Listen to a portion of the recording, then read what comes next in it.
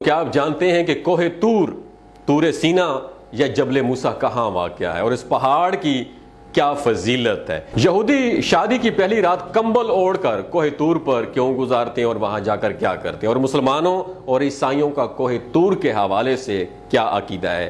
ہماری آج کا ویڈیو کا موضوع بھی یہی ہوگا، اور آج ہم آپ کو کوہ طور پہاڑ کے حوالے سے دلچسپ اور ایمان افروز معلومات فراہم کریں گے، تو جڑے رہیے گا ہماری اس ویڈیو کے آخر تک۔ دوستو، کوہ سینا یا طور سینا یا جبل موسیٰ یا کوہ طور جزیرہ نما سینا مصر کی وہ مشہور پہاڑی ہے جس پر اللہ رب العزت نے حضرت موسیٰ علیہ السلام کے اوپر اپنی تجلی دکھائی تھی، جس کے اثر سے حضرت موسیٰ علیہ السلام بے ہوش ہو گئے تھے اور کوہ طور جل کر سرمے کی مانند کالا ہو گیا، سیاہ ہو گیا تھا۔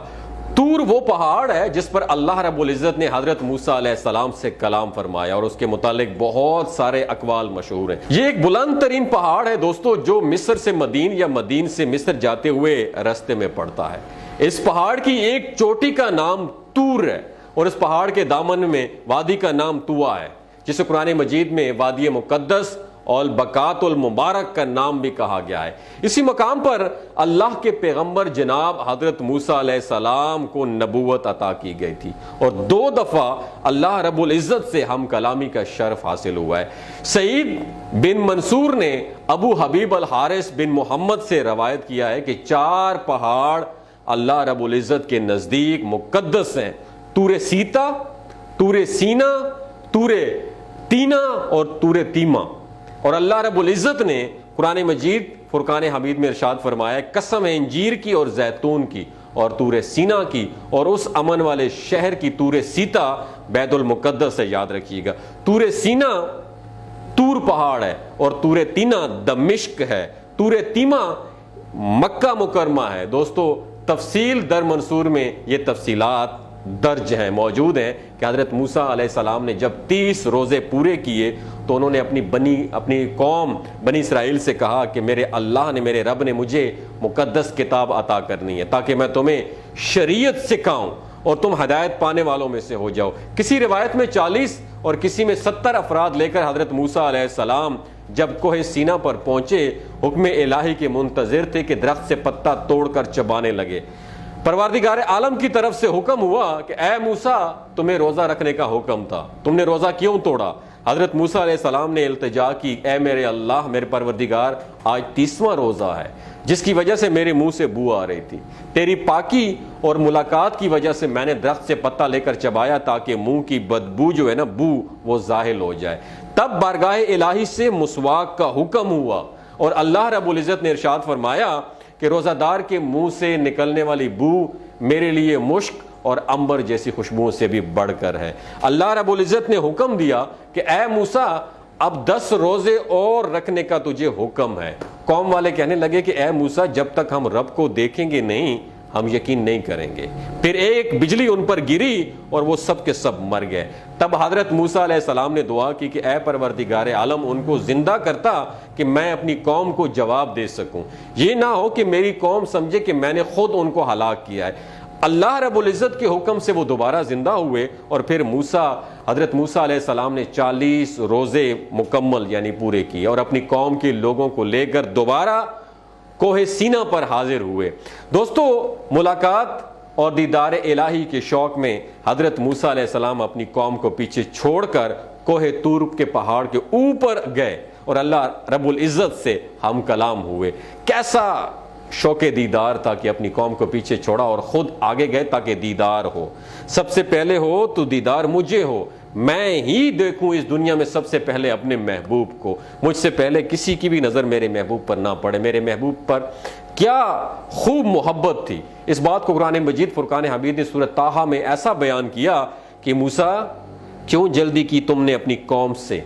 بولے موسیٰ کہ اے میرے رب، میں نے اس واسطے کیا تاکہ تو مجھ سے راضی ہو جائے۔ پھر فریاد کی حضرت موسیٰ نے اپنے پروردگار عالم کہ مجھے اپنا جلوہ دکھا، اپنا سراپا دکھا، میں تجھ سے محبت رکھتا ہوں، میں تجھے دیکھنا چاہتا ہوں، اے میرے محبوب، تو اپنا آپ ظاہر کر۔ فرشتوں نے جب یہ فریاد سنی تو حضرت موسیٰ علیہ السلام سے کہنے لگے، اے نبی خدا، آپ ہم کلام تو ہوتے ہیں پھر آپ دیکھنا کیوں چاہتے ہیں اپنے اللہ کو؟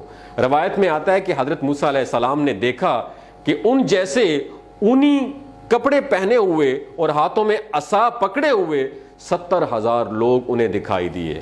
انہوں نے پوچھا اے پروردگار یہ کیا ماجرا ہے، میری طرح اور بھی ہیں سب؟ تب فرمایا گیا کہ نہیں، تم اکیلے ہو، مگر یہ میری ذات ہے جو ہر چیز پر قادر ہے، حتیٰ کہ تیرے جیسے اور بھی میں ایک پل میں بنانے کی قدرت رکھتا ہوں۔ حضرت موسیٰ علیہ السلام کا تجسس اور بڑھ گیا اور پھر التجا کی کہ اے پروردگارم میرا شوق تمنا، جستجو اور آرزو تیرا دیدار ہے۔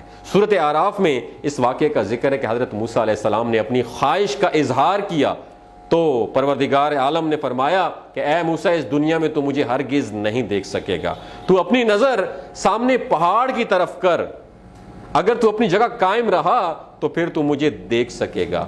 جیسے ہی اللہ رب العالمین نے اپنی تجلی دکھائی، پہاڑ جل گیا، ریزوں میں بکھر گیا۔ یہ وہ پہاڑ ہے جسے کوہ طور کہا جاتا ہے۔ حضرت موسیٰ علیہ السلام بے ہوش ہو گئے اور قوم کے 40 یا بعض جگہ پہ 70 افراد بھی مر گئے۔ جب ہوش آیا تو موسیٰ علیہ السلام فوراً اللہ رب العزت کی طرف متوجہ ہوئے اور عرض کی کہ اے رب العالمین میں توبہ کرتا ہوں اور یقین لاتا ہوں تیری ذات پر۔ پھر اللہ رب العزت نے فرمایا جو تجھ کو دیا ہے اس کو پکڑ اور شکر کرنے والوں میں سے ہو جا۔ تب حضرت موسیٰ علیہ السلام کی دعا سے ان افراد کو بھی زندہ کیا گیا اور حضرت موسیٰ علیہ السلام کو تورات عطا کی اور نبوت عطا کی۔ دوستو یہ فضیلت ہے کوہ طور پہاڑ کی اور یہی عقیدہ ہے مسلمانوں کا کوہ طور کے حوالے سے، مگر یہودیت اور عیسائیت میں کوہ طور کے حوالے سے مختلف حیران کن عقائد اور نظریات پائے جاتے ہیں، جن میں انتہائی حیرت انگیز عقیدہ پتہ ہے کس کا ہے؟ یہودیت میں ہے کہ یہودی شادی کی پہلی رات میاں بیوی دونوں کمبل اوڑھ کر کوہ طور پر گزارتے ہیں۔ یہ لوگ شادی کے فوراً بعد کوہ طور پر آتے ہیں اور اپنی پہلی رات کوہ طور کے راستے میں کمبل کے اندر گزارتے ہیں۔ ان کا خیال ہے کہ یہ عمل صالح اولاد کے لیے ضروری ہے۔ ناظرین یہ روایات یہودیت میں صدیوں پرانی ہیں مگر آج بھی یہ روایات قائم ہیں۔ کوہ طور کی جو چوٹی ہے دنیا کا واحد مقام ہے جہاں تینوں آسمانی مذاہب کے زائرین اکٹھے ہو جاتے ہیں اور ایک دوسرے کے ساتھ کھڑے ہو کر اللہ رب العزت کے حضور دعا کرتے ہیں۔ یہ وہ مقام ہے جہاں کوئی بندہ رہتا ہے نہ بندہ نواز، مگر جوں سورج چڑھتا جاتا ہے لوگ طور سے نیچے آتے جاتے ہیں۔ ناظرین اب چونکہ یہودی پوری دنیا میں پھیل چکے ہیں اس لیے شادی کی پہلی رات کو کوہ طور پر جانا پاسبل نہیں ہے، لہٰذا صرف قریب کے یہودی شادی کی پہلی رات کوہ طور پر گزارتے ہیں اور دونوں میاں بیوی کمبل اوڑھ کر کوہ طور پر بیٹھتے ہیں۔ اور یہ بھی کہا جاتا ہے کہ بعض یہودیت کے فرقوں میں کوہ طور پر میاں بیوی ہم بستری بھی کرتے ہیں اور ان کا عقیدہ یہی ہے کہ کوہ طور پر کمبل اوڑھ کر ہم بستری کرنے سے ان کے ہاں نیک اور صالح بیٹا پیدا ہوگا۔ اور اس کے علاوہ پوری دنیا کے یہودیوں کی یہی خواہش ہوتی ہے کہ وہ زندگی میں ایک بار ضرور کوہ طور پر جائیں، جس طرح ہم سعودی عرب جو ہے نا عمرہ یا حج کرنے کے لیے جاتے ہیں۔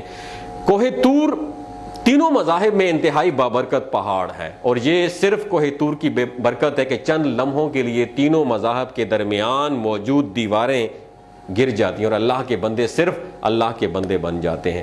طور سے واپسی کا سفر چڑھائی سے بھی زیادہ مشکل ہے۔